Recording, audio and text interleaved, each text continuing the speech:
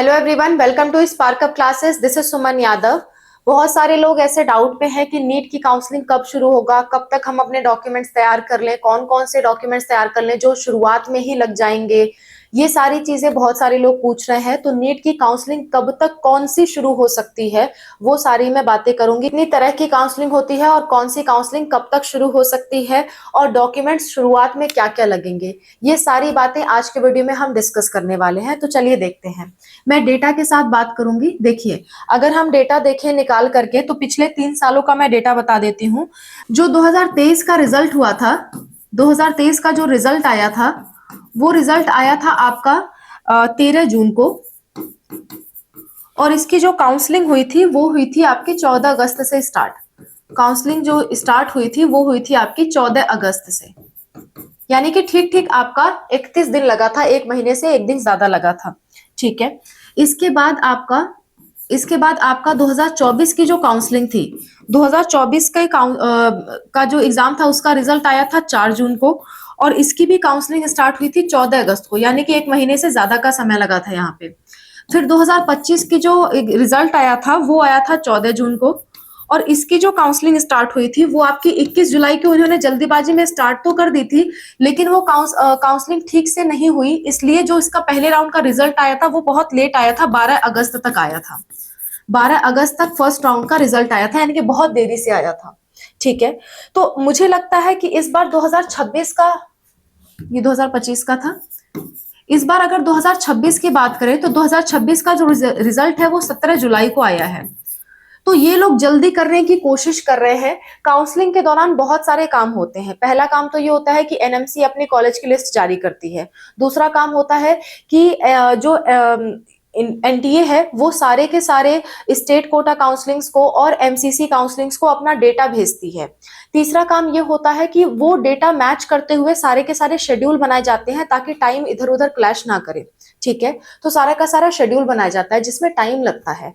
तो काउंसलिंग जो है इस बार, अच्छी बात यह है कि एनएमसी का जो कॉलेज लिस्ट है वो इन्होंने पहले निकाल दिया है।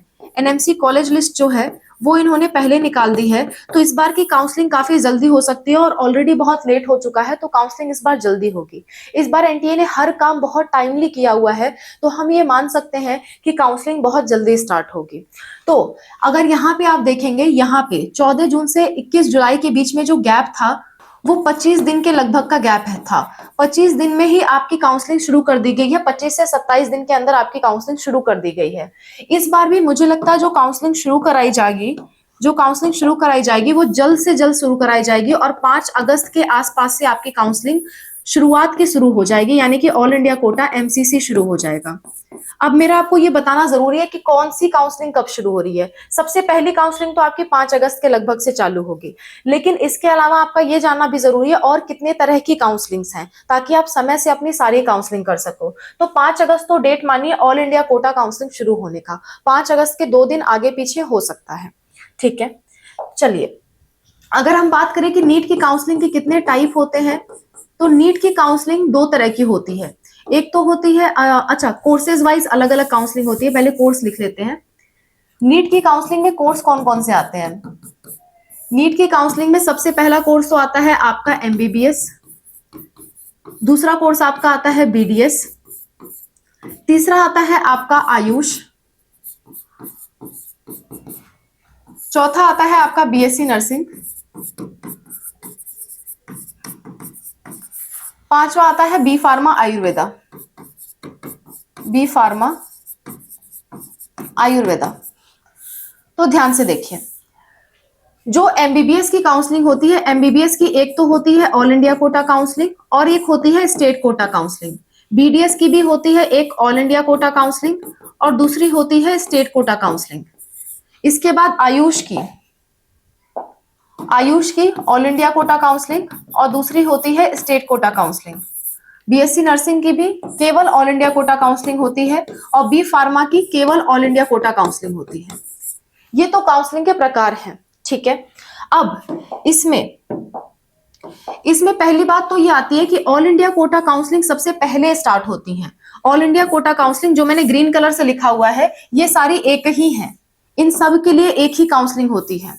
ये सारी जो मैंने ग्रीन कलर से लिखा है और व्हाइट कलर से मार्क कर रखा है, इन सबकी काउंसलिंग एक साथ होती है, अलग अलग नहीं होती, एक ही ऑल इंडिया कोटा काउंसलिंग होती है। और इसका जो डेट है वो आपका 5 अगस्त से, जस्ट अ मिनट, ये आपका 5 अगस्त से मैक्स टू मैक्स 7 अगस्त तक स्टार्ट हो जाना चाहिए। 5 अगस्त से 7 अगस्त तक स्टार्ट हो जाएगा। और इस ऑल इंडिया कोटा काउंसलिंग को हम कहते हैं AIQ MCC काउंसलिंग। ये सबसे पहले स्टार्ट होती है। ठीक है, समझ आ गई बात। अब स्टेट कोटा की हम बाद में बात करेंगे। अब बात करते हैं ऑल इंडिया कोटा आयुष की। ऑल इंडिया कोटा आयुष जो काउंसलिंग है ये अलग चलती है। इसमें BAMS, BUMS, BHMS सब कुछ आ जाता है। तो ऑल इंडिया कोटा आयुष की जो काउंसलिंग अलग से चलती है वो कब स्टार्ट होती है? वो इस काउंसलिंग के कम से कम 10 से 15 दिन बाद स्टार्ट होती है। तो मान के चलिए 20 अगस्त के लगभग से ये स्टार्ट हो जाएगा।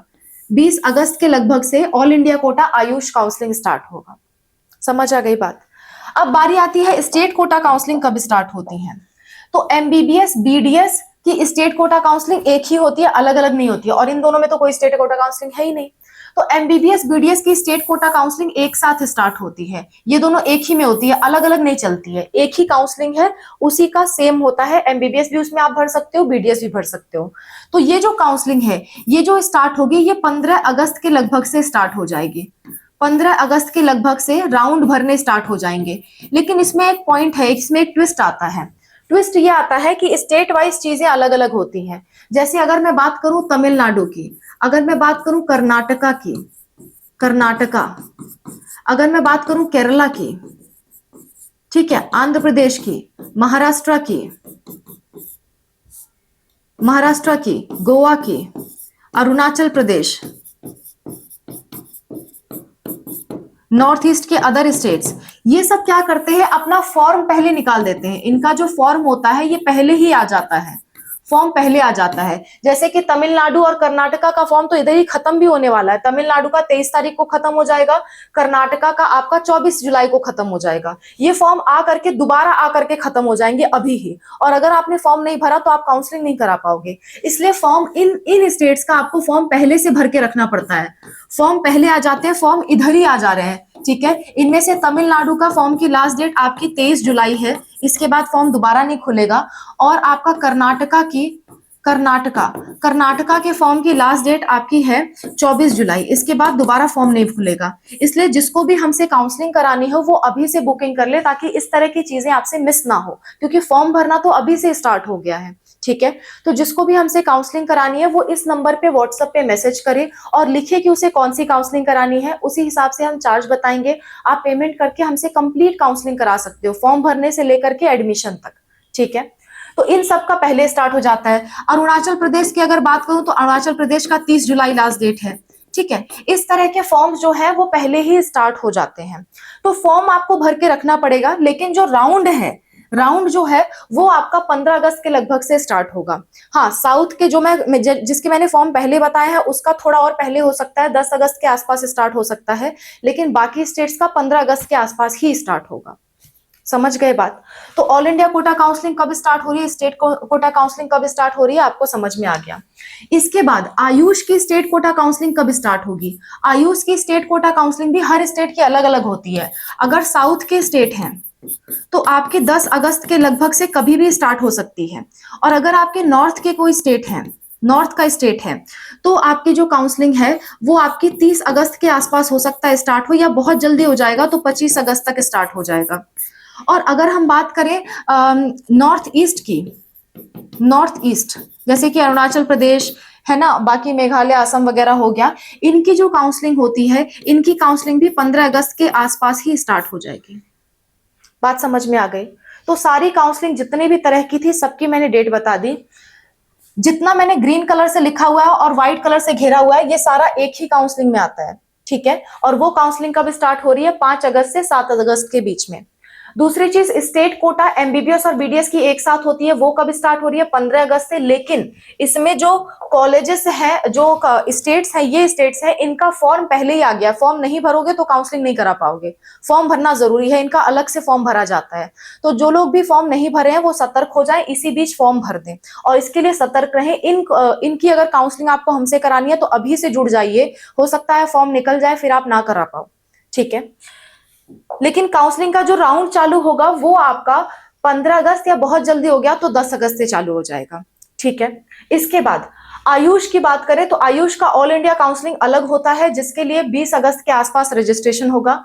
और स्टेट कोटा काउंसलिंग हर स्टेट का अलग अलग होता है। साउथ के स्टेट में 10 अगस्त के बाद से कभी भी चालू हो सकता है। नॉर्थ के स्टेट में 30 अगस्त या 25 अगस्त तक स्टार्ट होगा। नॉर्थ ईस्ट के स्टेट में 15 अगस्त के आसपास से स्टार्ट होगा। तो ये पूरी डेट है जो आप नोट कर लीजिए काउंसलिंग के लिए, और इस डेट को सतर्क रहिए। ये मैंने एक अंदाजी डेट बताई हुई है, इसके 2-4 दिन आगे पीछे भी हो सकता है। तो जिन लोग को भी काउंसलिंग करानी है वो बहुत ज्यादा अलर्ट हो जाए, काउंसलिंग के लिए बहुत डिले ना करें, अभी से अलर्ट रहें।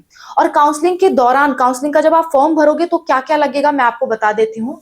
Document for registration, document for registration, registration के समय क्या डॉक्यूमेंट लगेगा, रजिस्ट्रेशन के समय क्या क्या डॉक्यूमेंट लगेगा ये बता देती हूँ। अगर आपको सारे A to Z डॉक्यूमेंट जानने हैं तो मैंने इस वीडियो में सब कुछ बता रखा है, लिंक लास्ट में है, आप जाके देख सकते हो।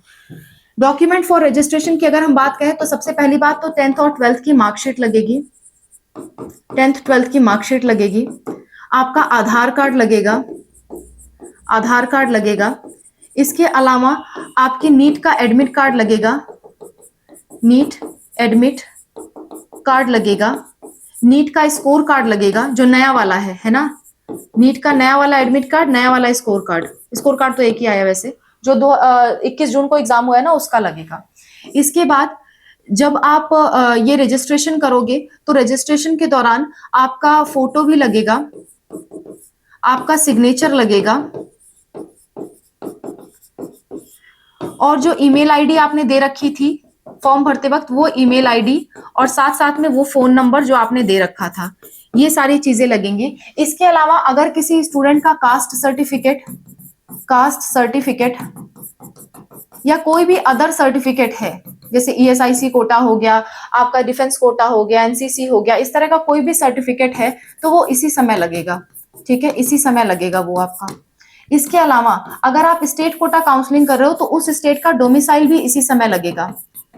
और स्टेट कोटा काउंसलिंग कर रहे हो तो स्टेट का कास्ट सर्टिफिकेट लगेगा, स्टेट का कास्ट सर्टिफिकेट लगेगा। ठीक है। और अगर ऑल इंडिया कोटा काउंसलिंग कर रहे हो, ऑल इंडिया कोटा काउंसलिंग कर रहे हो तो डोमिसाइल की कोई जरूरत नहीं है, लेकिन आपका सेंट्रल लेवल कास्ट सर्टिफिकेट लगेगा, सेंट्रल कास्ट सर्टिफिकेट। और कास्ट सर्टिफिकेट में भी एक बात ध्यान देने की है कि अगर आप OBC हो या फिर अगर आप EWS हो तो 1 अप्रैल 2026 के बाद का लगेगा, 1 अप्रैल 2026 के बाद का लगेगा। ऐसे ही सेंट्रल वाले में भी OBC हो या फिर EWS हो तो 1 अप्रैल 2026 के बाद का लगेगा। क्लियर है आपको ये बात? तो ये पूरा पूरा डॉक्यूमेंट फॉर रजिस्ट्रेशन है। रजिस्ट्रेशन के दौरान ये सारे डॉक्यूमेंट्स आपको लगाने हैं, इनके बिना रजिस्ट्रेशन आप नहीं कर पाओगे। ठीक है, इतना डॉक्यूमेंट तो लगेगा ही। इसके अलावा कुछ स्टेट में एक्स्ट्रा डॉक्यूमेंट भी लगते हैं, जैसे किसी के पास माइनॉरिटी सर्टिफिकेट है, NRI कोटा है, या उनके पास कोई लैंग्वेज का सर्टिफिकेट है, सिंगल गर्ल चाइल्ड सर्टिफिकेट है, तो स्टेट वाइज अलग अलग लगते हैं, लेकिन ये बेसिक डॉक्यूमेंट्स हैं जो आपके लगने ही लगने हैं। ठीक है, तो आज के वीडियो में मैंने आपको काउंसलिंग की एक्सपेक्टेड डेट बता दी, काउंसलिंग के लिए शुरुआत में कौन कौन से डॉक्यूमेंट तैयार रखने हैं ये मैंने आपको बता दिए। मैंने आपको बता दिया कौन सी काउंसलिंग कब शुरू हो रही है, कितने प्रकार की काउंसलिंग है।